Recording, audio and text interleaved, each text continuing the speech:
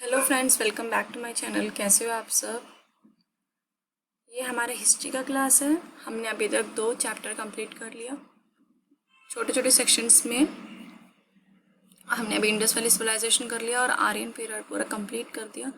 Comment box में बताना आपको कैसा लगा। आई होप आपको बहुत अच्छे से समझ में आ गया होगा। बहुत डीपली पढ़ाया, बहुत अच्छे से पढ़ाया था आपको। CGL लेवल तक पढ़ाया है, तो CGL से ऊपर ही है। एक्चुअली CGL में भी इतना डीपली नहीं पूछा जाता। मैंने आपको बहुत डीपली पढ़ाया। अगर आपने ये चैप्टर वाइज कंप्लीट कर लिया तो आपको कोई दिक्कत नहीं आएगी। ठीक है, चलो आज हम पढ़ेंगे बुद्धिज़्म। हम एक एक चैप्टर ऐसे ही पढ़ेंगे जैसे स्टार्ट हुआ है हिस्ट्री, जैसे इंडस वैली सिविलाइजेशन और उसके बाद हमारा आर्यन पीरियड। अब बुद्धिज़्म में से धीरे धीरे हम उसी पे स्टार्ट होते रहेंगे जैसे हिस्ट्री आगे बढ़ाएं। ठीक है,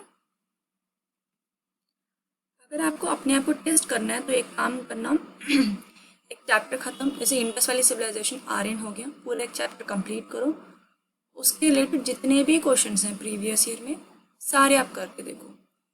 MCQ में जितने भी उसके रिलेटेड पूछे कि SSC में, CGL हो, कोई भी एग्जाम हो, XYZ, एक बार आप करके देखो। आई गारंटी 90% क्वेश्चन आपसे हो जाएंगे। अब एक दो क्वेश्चन ऐसे होंगे कि थोड़ा सा हटके होगा, टफ नहीं होता, वो इसी के अंदर होता है, लेकिन थोड़ा सा अलग होता है। वो क्वेश्चंस में मैं आपको कराऊंगी, लेकिन पहले 90% कवर अप हो जाए। ठीक है, प्रीवियस है कि 90% सिलेबस इसी में से आएगा। आपका सिलेबस 100% इसी में से आएगा। क्वेश्चंस जो हैं थोड़े से टिपिकल और अलग से हो जाते हैं। ठीक है, थोड़ा ट्रिकी हो जाते हैं, टिपिकल नहीं, थोड़े ट्रिकी हो जाते हैं। तो आपके लिए मैं प्रीवियस ईयर क्वेश्चंस भी लेके आ जाऊंगी। आप अपने यहाँ से एक बार टेस्ट करके देखना। हर एक चैप्टर के बाद कम से कम 50 to 60 क्वेश्चंस आप उसी चैप्टर के करके देखना जो प्रीवियस ईयर में पूछे गए हैं, तो आपको पता चल जाएगा। ओके गाइस, चलो आगे बढ़ते हैं। आज हम बुद्धिज़्म पढ़ते हैं। बुद्धिज़्म कैसे कैसे स्टार्ट हुआ, क्या कहाँ गया, इनको कैसे एनलाइटमेंट मिली, सब कुछ हम पढ़ेंगे यहाँ पे। बुद्ध धर्म के बारे में पूरा पढ़ेंगे। ये जो मैप है ये दिखाए गए कहाँ कहाँ पे बुद्धिज़्म फैल गया था। ठीक है, कहाँ कहाँ स्प्रेड हो गया। जैसे इंडिया में देखो, इस साइड में, यहाँ से फिर ऐसे गया, यहाँ से फिर यहाँ श्रीलंका में भी, नेपाल में बहुत माना जाता है बुद्धिज़्म, और ऑल ओवर कंट्री माना जाता है। देख रहे हो आप, जहाँ जहाँ आ रहे हो वहाँ से हर जगह माना जाता है। बुद्धिज़्म के डिफरेंट टाइप्स हैं, वही मार्क कर रखा है, रेड, ग्रीन, ब्लू, ब्लैक ऐसे करके। तो इससे ये पता चलता है कि पूरे पूरे वर्ल्ड में, ठीक है, पूरे वर्ल्ड में ये बुद्धिज़्म अच्छे से स्प्रेड हो गया था। ये स्प्रेडिंग ऑफ बुद्धिज़्म का मैप है। चलो आगे बढ़ते हैं, बुद्धिज़्म स्टार्ट करते हैं। मैप तो आपने देख लिया।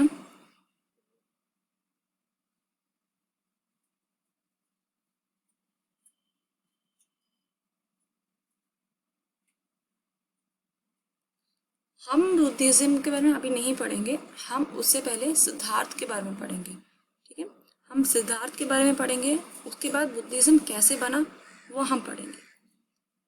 पैदा होते ही तो बुद्धिज़्म बुद्धिस्ट नहीं था वो। जब पैदा हुए थे तब तो उनका नाम सिद्धार्थ था। ठीक है, उनका नाम उस टाइम पे सिद्धार्थ था। कहाँ पैदा हुए थे?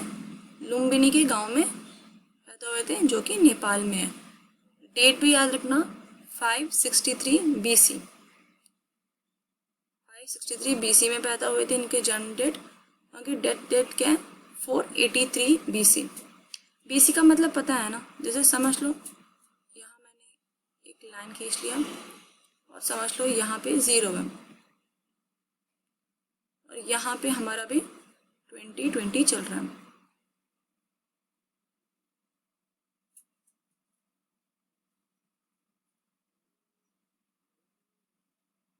और इससे पहले यहाँ से तो 1 स्टार्ट हो, 1 2 3 4 5 2020 थे।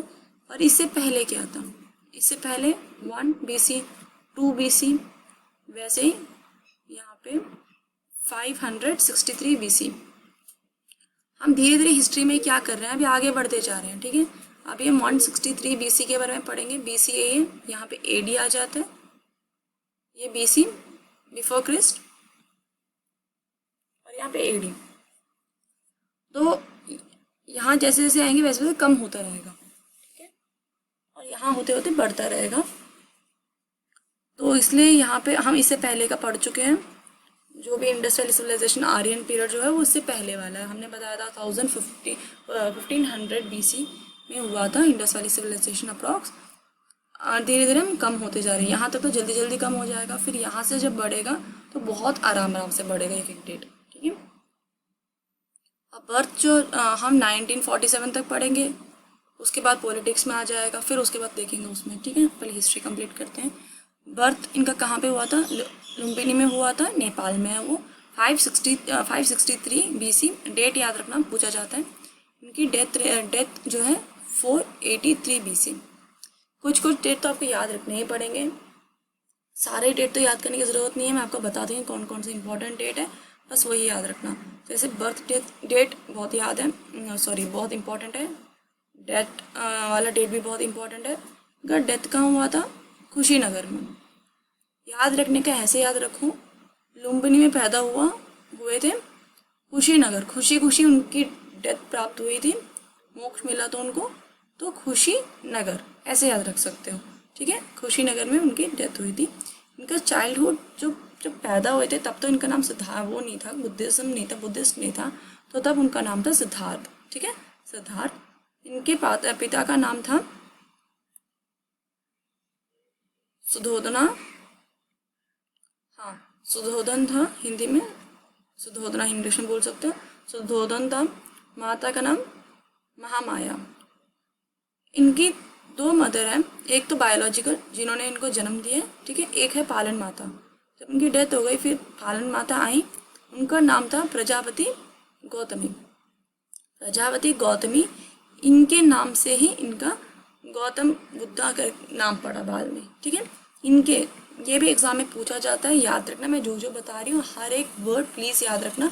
आप यहाँ वहाँ कंसंट्रेशन मत रखना। मैं तभी छोटी छोटी वीडियोस बना रही हूँ, 10 to 15 मिनट्स का वीडियो होता है, ताकि आप माइंड डिस्ट्रैक्ट ना करें। एक ही जगह पे कम से कम एटलीस्ट 15 मिनट तो आप बैठ सकते हो, ढंग से सुन सकते हो, इसलिए मैं छोटी छोटी वीडियोज़ बनाती हूँ। अब प्रजापति गौतमी से ही नाम बना है गौतम बुद्धा। एग्जाम में पूछ सकते हैं गौतम बुद्धा का नाम कहाँ से बना है, तो इनके पालन माता यानी कि फॉस्टर मदर से बना है, ओके। इनकी वाइफ का नाम था यशोधरा, सन का नाम था राहुल, ठीक है। तो यहाँ तक आपको समझ में आ गया इनकी बर्थ कहाँ पे हुई थी? लुम्बिनी, नेपाल में। डेथ कुशीनगर में।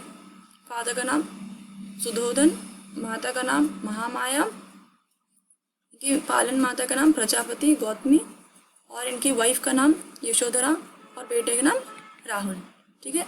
राहुल नाम बहुत इजी सा है, तो अच्छे से याद हो जाएगा, ये आपको ट्रिक बनाने की भी ज़रूरत नहीं है। आप जो सिद्धार्थ हैं उनको बचपन से ही उनके पिता जो हैं उनको कभी कोई सैड चीज़, दुखद चीज़ नहीं दिखाते थे। कभी भी कोई भी ऐसी कोई दुखद चीज़ है उनको दूर रखते थे, उस चीज़ से उनको नहीं बताते थे, क्योंकि उनको जब पैदा हुए थे, जब सिद्धार्थ पैदा हुए थे, तभी किसी ऋषि मुनि ने बोल दिया था कि ये सब कुछ त्याग देंगे, इनको इन सब से कोई इंटरेस्ट नहीं रहेगा। यानी कि इनके पास जितने अमीर थे, ये राजा थे, इनके फादर राजा थे, सिद्धार्थ राजा थे, लेकिन जो सिद्धार्थ है कोई इंटरेस्ट नहीं रहेगा इन पैसों वैसों से, ये आगे बढ़ जाएगा। ये बात सुन के इन्होंने सोचा कि मैं बचपन से कोई दुख नहीं दिखाऊंगा, तो इसको कभी ऐसा फील नहीं होगा, इसको हमेशा मैं अच्छी चीज़ें दिखा के इसको खुश करता रहूँगा।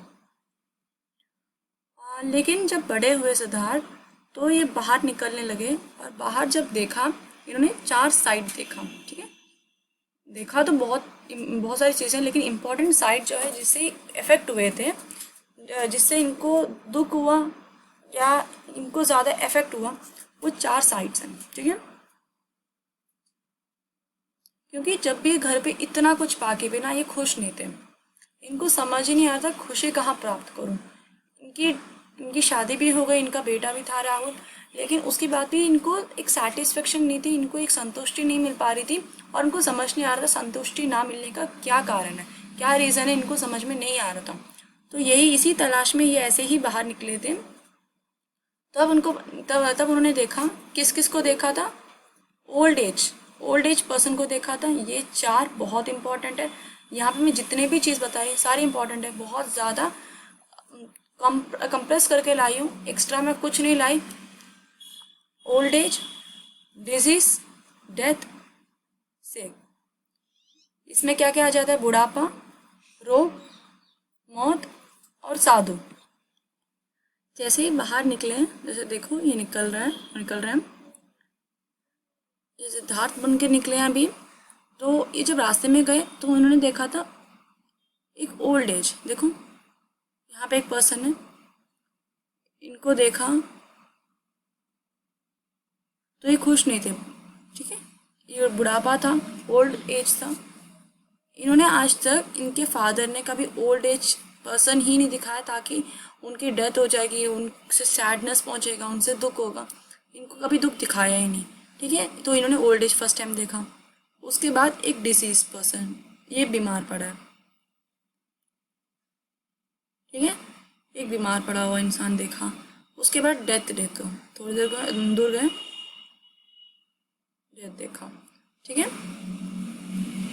तो इनको उसके बाद क्या, एक साधु को देखा, ठीक है।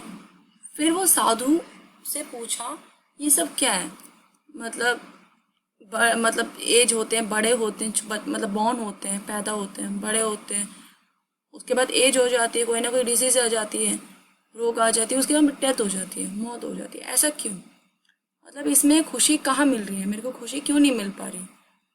तो वो साधु ने ये बोला था कि जब तक आप अपने आप पे ध्यान नहीं करोगे, अपने आप से नहीं सोचोगे, तब तक कोई आपको ही दूसरा इंसान नहीं बता सकता कि आपको वो खुशी क्यों नहीं मिल रही, क्या प्रॉब्लम है, ये आपको नहीं बता सकता। ये अपने आप आपको सोचना चाहिए, ठीक है। बस ये 4 चीज़ के बाद उन्होंने क्या किया, उन्होंने घर त्याग दिया, वो घर छोड़ के चले गए। तो उन्होंने क्या किया, घर छोड़ दिया, घर त्याग दिया। तो उन्होंने क्या किया, सत्य की खोज में, ट्रुथ की खोज में उन्होंने 29 एज में घर छोड़ दिया। एज पूछा जाता है, कौन से एज में घर छोड़ा था? 29 वर्ष के आयु में उन्होंने घर त्याग दिया, घर छोड़ दिया। और इस चीज़ को बोलते हैं महाबेनी संक्रमण, ठीक है। महाबेनी संक्रमण ये भी एमसीक्यू में आ सकता है, आप याद रखना, महाबेनी संक्रमण इस चीज़ को बोलते हैं, इस परफॉर्मेंस को बोलते हैं। इस एज में 29 एज में उन्होंने सच की तलाश में घर छोड़ दिया, ठीक है। याद रखना, किसको सर्च करते हुए? सच को, ट्रुथ को सर्च करते हुए। ये भी पूछ सकते हैं, हर एक चीज़ आपको क्लियर होना चाहिए, हम क्यों पढ़ रहे हैं और क्या, किस चीज़ के लिए ऐसा हो रहा है। ऐसे ही रटते नहीं जाना, ठीक है। बहुत लोग बोलते हैं हिस्ट्री में हमें रटना पड़ता है, लेकिन हिस्ट्री में रटना नहीं होता है, हिस्ट्री में समझना होता है हर चीज़ को। तो जब ट्रुथ के तलाश में गए, इनके फर्स्ट जो टीचर थे वो थे आलारा कलम, ठीक है। फर्स्ट टीचर, शिक्षक जो थे, कौन थे? आलारा कलम। 2 शिक्षक थे इम्पोर्टेंट, फर्स्ट और सेकंड। तो आपको दोनों के नाम याद रखने चाहिए। कभी आ जाता है फर्स्ट टीचर के बारे में बताओ, प्रथम शिक्षक के बारे में बताओ, कभी सेकंड टीचर के बारे में बताओ, ठीक है। फर्स्ट टीचर जो थे उनका नाम था आलारा कलम। दूसरा था रुद्र का रामपुट, ठीक है। दोनों आपको याद रखना ही पड़ेगा। ये एसएससी ने पूछ रखा है, इसका मुझे ध्यान नहीं है, आलारा का मुझे ध्यान नहीं है, लेकिन ये भी पूछ सकते हैं, इंपॉर्टेंट, क्योंकि ये 2 बार पूछ चुके हैं, ठीक है। सेकंड टीचर के बारे में पूछ चुके हैं। अगर सिर्फ टीचर पूछे, याद रखना, अगर सिर्फ टीचर पूछे और दोनों ऑप्शन आ जाए तो आपको ये सेकंड ऑप्शन रखना चाहिए, रामपुट्टा रखना चाहिए, रामपुत्र रखना चाहिए। फर्स्ट टीचर स्पेसिफिकली पूछे तो ये नाम आना चाहिए, सेकंड टीचर पूछे तो ये नाम आना चाहिए, ठीक है। आप उस हिसाब से करना। चलो, ज़्यादा लंबी क्लास हम रखेंगे नहीं, सिर्फ 15 मिनट्स का रखेंगे तो होने वाला है। ओके, यहाँ तक आप रिवाइज करो, नेक्स्ट क्लास में आप कंटिन्यू करना, क्योंकि कंसंट्रेशन के लिए 10 to 15 minutes is more than enough, ठीक है। चलो, यहाँ तक अच्छे से करना, लेकिन 15 मिनट्स तो दे रहे हो, वो 100% दिया करो, यहाँ वहाँ दिमाग मत लगाया करो। जो मैं बोलती हूँ वो ढंग से सुना करो, तब आपको आएगा, वरना आप कहीं पे भी पढ़ लो, आपको नहीं आएगा समझ में, ठीक है गाइस। चलो ठीक है, नेक्स्ट क्लास में मिलते हैं, तब तक के लिए बाय बाय, टेक केयर।